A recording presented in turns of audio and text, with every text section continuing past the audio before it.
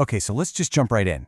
We're always told that having more choices is a good thing, right? More freedom, more options, more ways to succeed. But what if that's not the whole story?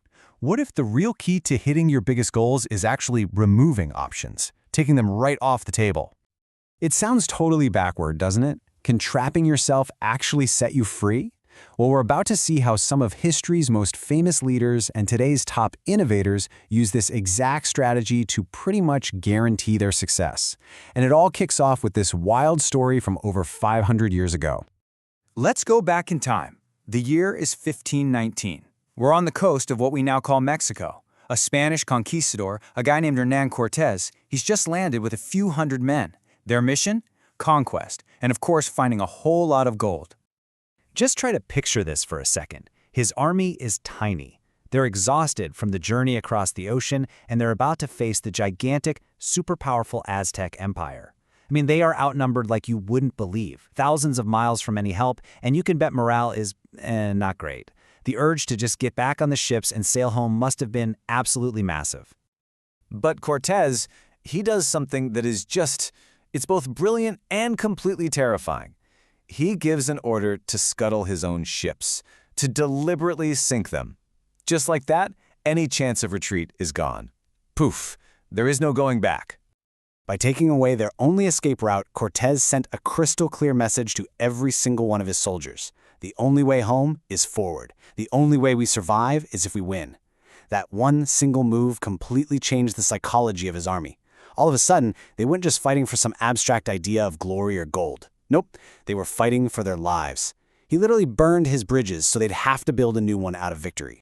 Now, what Cortés did, that wasn't just some crazy, desperate gamble. It's actually a super powerful strategy that has a real name, and it's used all the time, in business, in economics, even in our own day-to-day lives. It's called a commitment device. So what in the world is a commitment device? Well, to put it simply, it's a choice you make right now that intentionally limits your choices later. The whole point is to lock your future self into doing something you know is right, because you're protecting yourself from those moments of weakness or doubt that we all have. It's kind of like you're outsmarting the version of you that wants to give up tomorrow.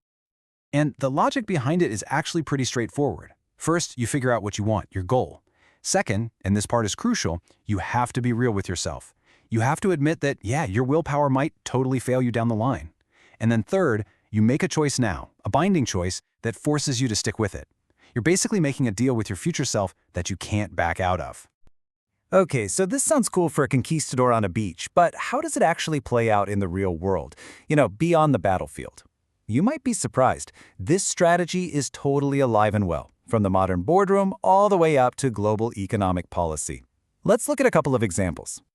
Okay, so think about an entrepreneur who's trying to get a loan for their startup. If they just ask for the money, investors might be thinking, how serious is this person really? But if that same entrepreneur signs a personal guarantee, basically putting their own house or their life savings on the line, well, they've just used a commitment device. They're signaling to investors, hey, I'm so all in on this that I'm willing to risk everything. There is no escape hatch for me. And that really gets to the heart of it, doesn't it? It's not just about trapping yourself. It's about showing everyone and yourself that your belief in the goal is so strong that they should believe in it too. It's this idea right here. Your willingness to make irreversible commitments signals confidence. This same idea works on a huge global scale. Take the European Central Bank, for example.